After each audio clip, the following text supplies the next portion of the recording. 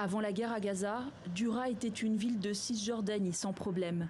Mais aujourd'hui, ses habitants vivent dans la peur. Sur ces images, filmées le 15 janvier, des soldats israéliens font irruption dans ce quartier. Un commerçant est sorti sans ménagement de sa boutique. Ce jour-là, la femme de Baha, inquiète, monte sur le toit de sa maison pour guetter l'arrivée de son mari. Ma femme se tenait ici et m'a appelé. Je l'ai regardée et j'ai dit que j'arrivais. Je suis monté et pendant que je montais les escaliers et que j'atteignais la porte, ma sœur m'a dit qu'Ahed était morte en martyr. Selon les autorités palestiniennes, Ahed a été tuée par un tir israélien. Elle allait avoir 21 ans et laisse une petite fille. 8 personnes ont été tuées dans la ville depuis le 7 octobre, assure le maire, notamment lors de confrontations avec l'armée israélienne.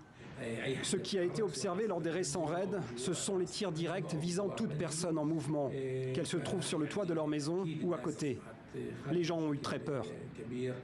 La tension est à son paroxysme en Cisjordanie. Les opérations antiterroristes se multiplient, régulièrement suivies le lendemain par les funérailles des victimes collatérales, comme celle mardi de cet enfant de 10 ans tué dans un raid israélien.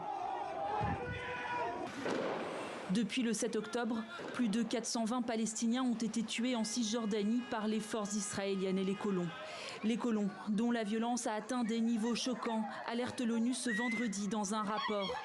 Le document recense pas moins de 600 attaques contre des Palestiniens. Selon l'organisation, l'expansion des colonies en Cisjordanie qui s'accélère pourrait constituer un crime de guerre. Rien que cette semaine, des informations ont été rapportées selon lesquelles Israël envisage de construire 3476 maisons supplémentaires dans les colonies illégales de Ma'ale Adumim, Efrat et Kedar, en violation supplémentaire du droit international. Suite à ces violations, plus de 1200 Palestiniens ont été déplacés ces 5 derniers mois.